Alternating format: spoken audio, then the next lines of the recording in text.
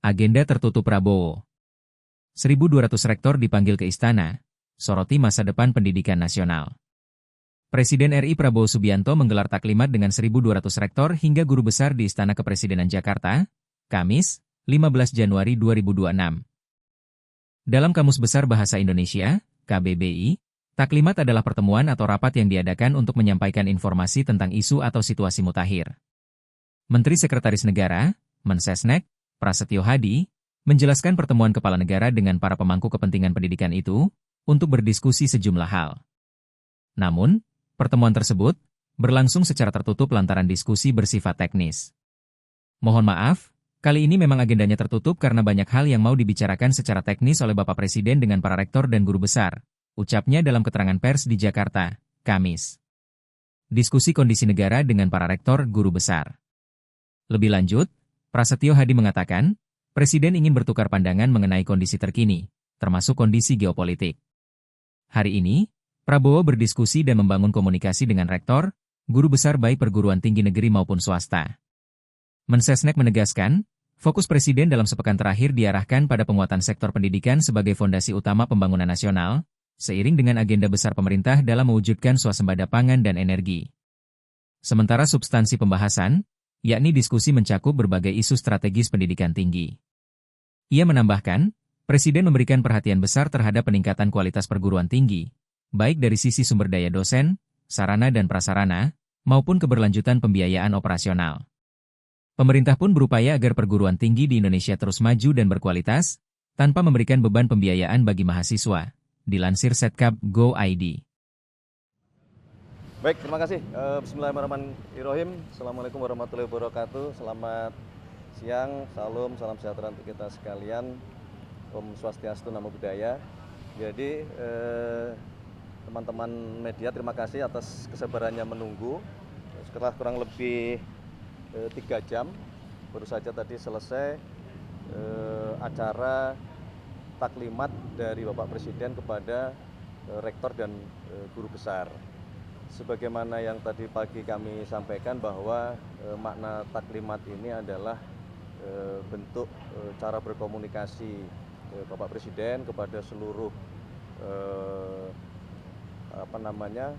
pemangku kepentingan, dan hari ini adalah waktu yang beliau agendakan khusus untuk berdiskusi, memberikan update, memberikan perkembangan dan kondisi bangsa kita, dan tantangannya dan program-program pemerintah ke depan kepada jajaran rektor, kemudian guru besar, yang kita meyakini bahwa beliau-beliau itulah adalah figur-figur yang terpintar, figur-figur yang terpandai, dan figur-figur yang akan memegang kunci dalam hal kebangkitan bangsa Indonesia di berbagai bidang.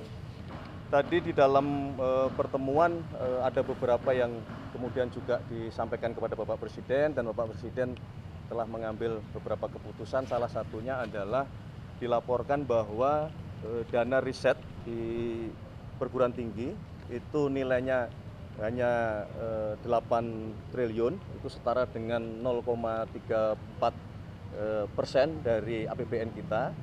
Dan oleh karena itulah dalam forum tadi Bapak Presiden langsung memutuskan untuk memberikan tambahan dana anggaran sebesar 4 triliun yang harapannya ini dapat memperkuat riset-riset untuk seluruh universitas, termasuk bekerjasama dengan BRIN.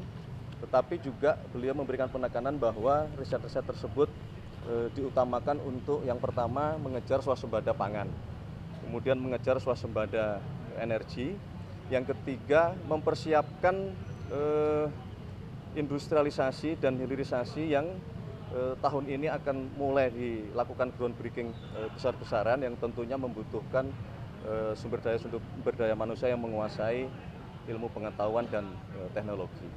Saya kira itu yang dapat kami sampaikan, dan terakhir ada permohonan juga dari para rektor dan guru besar untuk forum-forum seperti ini lebih dirutinkan kembali.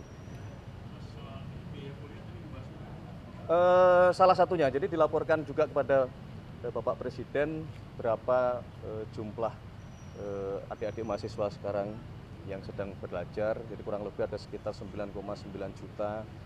Kemudian berapa yang sudah mendapatkan beasiswa dalam berbagai bentuk, salah satunya misalnya KIP yang baru 1,1 juta penerima. Nah, disitulah juga Bapak Presiden memberikan arahan untuk kepada kami, terutama Mendikti Saintek dan kami sebagai Mensesnek untuk mencoba menghitung ulang, memformulakan ulang bagaimana memperbesar sebanyak-banyaknya penerima beasiswa.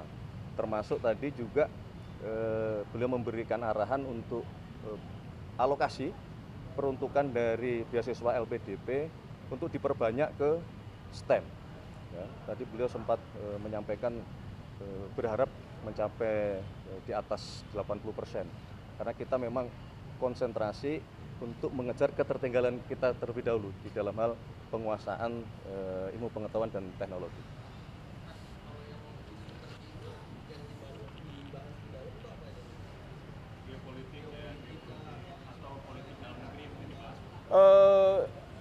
Hanya secara umum, jadi beliau memberikan gambaran bahwa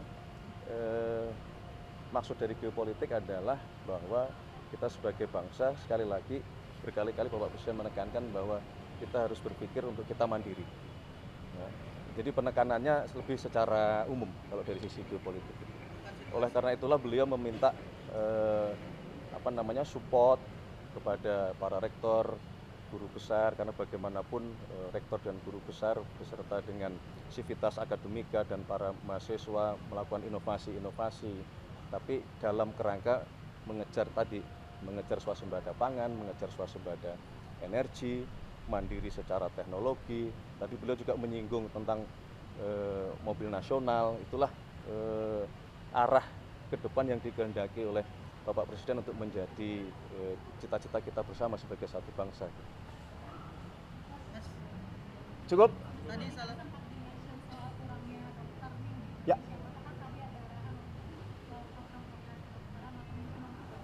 Ya, jadi berkenaan dengan masalah bagaimana kita mengatasi kekurangan jumlah dokter, ada dua hal yang tadi juga di dalam forum Taklimat juga disampaikan bahwa sudah ada beberapa kebijakan-kebijakan untuk program studi kedokteran untuk itu diperbesar dari sisi penerimaan jumlah mahasiswanya maupun yang menuju ke dokter spesialis.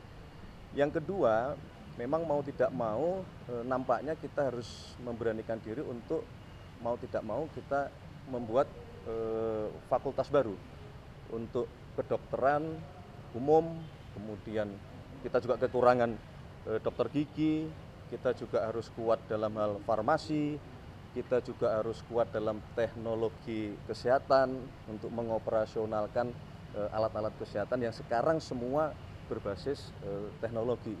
Jadi dua hal itu untuk khusus untuk yang diskusi mengenai kekurangan kita dalam hal dokter dan kesehatan.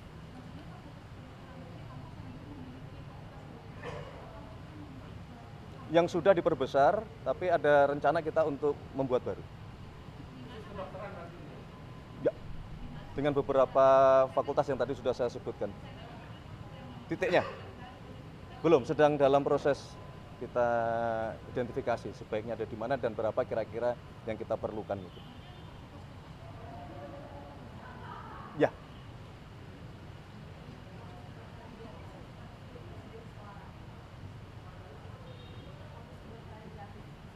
Ya itu tadi yang saya sampaikan itu. Jadi dalam program itu akan direncanakan full scholarship, artinya berbeasiswa penuh. Mas tadi soal Bapak Rektor sempat menyebut mereka berharap ada keberpihakan terhadap perguruan tinggi dan mereka optimis akan segera terwujud Mas. Nah ini soal kaitannya dengan penambahan dana riset itu akan dilakukan apa ya Mas? Tahun ini, jadi diminta untuk ya masuk di tahun anggaran 2026. Kalau keberpihakan lainnya mungkin Mas yang selain dana riset yang akan dilakukan pemerintah terhadap perguruan tinggi apalagi? Itu tadi kan saya sudah sampaikan bahwa kita sedang diminta untuk melakukan telaah terhadap kondisi seluruh universitas kita.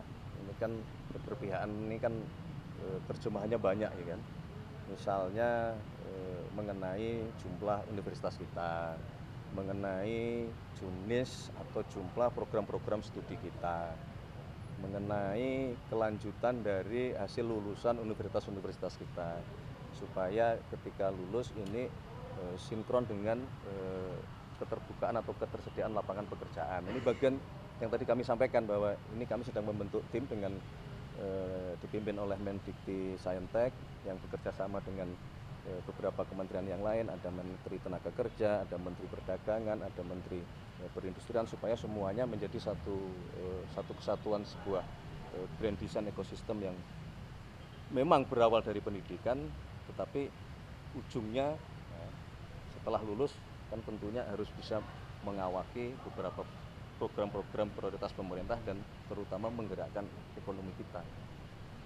Tadi di dalam disinggung nggak sih Mas, mungkin sinergi antara pemerintah dengan universitas, tapi dalam konteks mengkritisi gitu, dalam artian pemerintah tetap terbuka ya kalau itu. Sangat terbuka. Salah satu contoh yang sangat terbuka ini, tapi ini bukan karena saya dari UGM ya. Jadi ini tadi Rektor UGM menyampaikan kepada kami dan beliau memang rutin mengirimkan semacam usulan dari Universitas Gadjah Mada untuk pemerintahan Presiden Prabowo Subianto, dan kami rutin menerima tidak hanya dari UGM. Nah inilah kadang-kadang berkirim surat, kemudian kita melakukan koordinasi, melakukan diskusi, dan kami merasa ini juga salah satu saluran di dalam penyampaian atau pemberian masukan yang tentu saja kita perhatikan.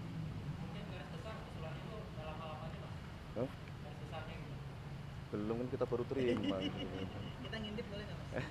Nanti aku lagi. Oke, terima kasih ya. Semuanya terima kasih. Terima kasih.